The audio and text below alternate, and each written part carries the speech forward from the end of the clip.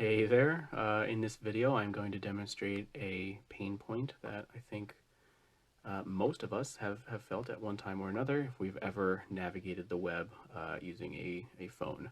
So in this example I have a bunch of buttons and they are all teeny tiny, and so if I want to click one I have to be extremely careful about clicking exactly in the middle of one of these tiny little buttons. I'm going to try to click 6.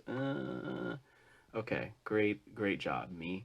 But that's because I'm holding the phone 3 inches from my face, and I am able to like very carefully uh, use my pointer finger. But you know, imagine I don't know, walking on the sidewalk and I need to click this button. That's going to be a lot harder. Or imagine I have a disability where I don't really have steady hands, or it's hard for me to click on like a small, precise pixel.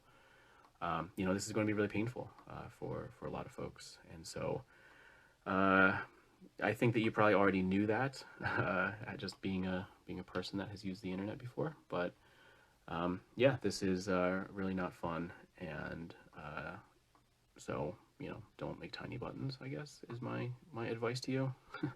All right, I'll see you in the next one.